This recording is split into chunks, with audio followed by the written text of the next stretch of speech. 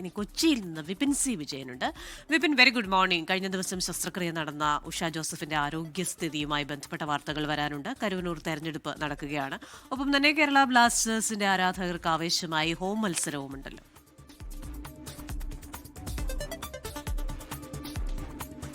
അതെ ക്രിസ്റ്റീന, ഇപ്പോൾ വേനൽ മഴയുടെ ഒരു തണുപ്പ് പൊതുവെ ഉണ്ടെങ്കിലും വാർത്തകളുടെ ചൂടിന് ഒട്ടും തന്നെ കുറവില്ല. ഇന്ന് കരുവന്നൂരിൽ അവിടെ ഭരണസമിതിയുടെ തിരഞ്ഞെടുപ്പ് നടക്കുകയാണ്. 13 അംഗ ഭരണസമിതിക്ക് വേണ്ടിയിട്ടുള്ള തിരഞ്ഞെടുപ്പാണ് നടക്കുക. ഈ നിക്ഷേപ തട്ടിപ്പിന് ശേഷം അവിടെ അഡ്മിനിസ്ട്രേറ്റീവ് ഭരണമാണ് നടന്നുകൊണ്ടിരിക്കുന്നത്. ഇപ്പോഴാണ് ഭരണസമിതി, അതായത് ഇപ്പോൾ തിരഞ്ഞെടുപ്പൊക്കെ അടുത്ത വേളയിൽ അവിടെ ഒരു ഭരണസമിതിയെ വെച്ചുകൊണ്ട് തന്നെ ഈ ഒരു പ്രശ്നത്തിന് ഒരു പരിഹാരം കാണുക എന്നുള്ളതാണ് സർക്കാർ ഇപ്പോൾ തീരുമാനിച്ചിരിക്കുന്നത്. ഇതിന്റെ ഭാഗമായിട്ടാണ് തിരഞ്ഞെടുപ്പ് നടക്കുന്നത്. ഈ 9 മണിയോടുകൂടി തന്നെ തിരഞ്ഞെടുപ്പ് ആരംഭിക്കും. ഇതിൽ നിന്ന് കോൺഗ്രസ് വിട്ടുനിൽക്കുകയാണ്. 2 അംഗങ്ങൾ ഏകപക്ഷീയമായി തന്നെ ഇതിനോടകം വിജയിച്ചു കഴിഞ്ഞു. LDFന്റെ അംഗങ്ങളാണ് വിജയിച്ചിരിക്കുന്നത്. ബാക്കി 11 അംഗ ഭരണസമിതിക്ക് വേണ്ടിയിട്ടുള്ള തിരഞ്ഞെടുപ്പ് നടക്കുന്നു. അത് LDFും NDAയും തമ്മിലുള്ള മത്സരം തമ്മിലുള്ള തിരഞ്ഞെടുപ്പ് ഇന്ന് 9 മണിയോടുകൂടി തന്നെ ആരംഭിക്കുകയും ചെയ്തു.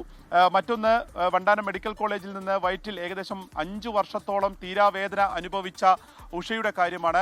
ആ കത്രിക ഇന്നലെ അമൃത ആശുപത്രിയിൽ നിന്ന് പുറത്തെടുക്കാൻ കഴിഞ്ഞിരുന്നു. അതൊരു വലിയ ആശ്വാസവുമായി. അതിനുശേഷം ഇപ്പോൾ അവരുടെ ആരോഗ്യനില, ഉഷയുടെ ആരോഗ്യനില അമൃത ആശുപത്രിയിൽ നിരീക്ഷിച്ചുകൊണ്ടിരിക്കുകയാണ്. ഇപ്പോൾ സ്റ്റേബിൾ ആണ്, മറ്റ് ആരോഗ്യ പ്രശ്നങ്ങളൊന്നുമില്ല എന്നുള്ളതാണ് ആശുപത്രി അധികൃതർ തന്നെ പറയുന്നത്. ശേഷം ആ നിരീക്ഷണത്തിന് ശേഷമായിരിക്കും ഇനി എപ്പോൾ വീട്ടിലേക്ക് വിടണം എന്നതിനെ സംബന്ധിച്ച് ഒരു മെഡിക്കൽ ബോർഡ് കൂടിയതിനു ശേഷമായിരിക്കും ഒരു അന്തിമ തീരുമാനമെടുക്കുക. എന്തായാലും അന്ന് അവിടെ ഗൈനക്കോളജി ചീഫായിരുന്ന ഡോക്ടർ ലളിതാംബികയ്ക്കെതിരെ അമ്പലപ്പുഴ പോലീസ് കേസ് എടുത്തിട്ടുണ്ട്. അതിന്റെ തുടർ നടപടികൾ സ്വാഭാവികമായിട്ടും ഉണ്ടാകും. വീട്ടുകാരുടെ മൊഴി രേഖപ്പെടുത്തിയ ശേഷമാണ് ഇത്തരത്തിലുള്ള ഒരു കേസിന്റെ നടപടികളിലേക്ക് കൂടി ആരോഗ്യവകുപ്പും അതുപോലെ തന്നെ പോലീസും ഒക്കെ കടക്കുകയും ചെയ്തിരിക്കുന്നത്.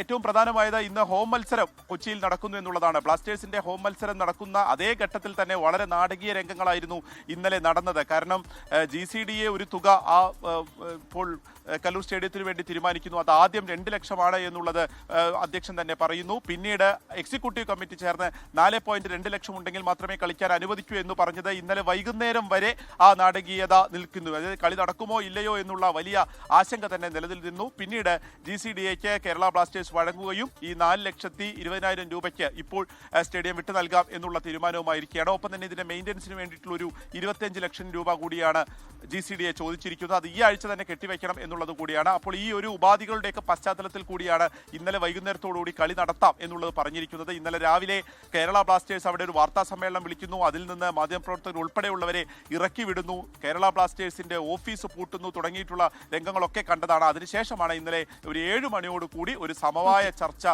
രൂപപ്പെടുകയും അതിനുശേഷം ഈ ഒരു തുകയ്ക്ക് സ്റ്റേഡിയം വിട്ടുകൊടുക്കുകയും ചെയ്തിരിക്കുന്നത്. ഇന്ന് വൈകിട്ട് 7:30 മുംബൈ FCയുമായിട്ടുള്ള ഹോം മത്സരം കേരള ബ്ലാസ്റ്റേഴ്സിന്റെ വലിയ ഗതാഗത നിയന്ത്രണം ആ സമയത്ത് നഗരത്തിൽ ഉണ്ടാവുകയും ചെയ്യും. ക്രിസ്റ്റീന, ലോകത്തെവിടെയായാലും ഏത് സമയത്തും 24 വാർത്തകളും ഓഗ്മെന്റഡ് റിയാലിറ്റി പാക്കേജുകളും എക്സ്പ്ലെയിനറുകളും വിശദമായി കാണാൻ ഞങ്ങളുടെ YouTube ചാനൽ നിങ്ങൾക്ക് സബ്സ്ക്രൈബ് ചെയ്യാം.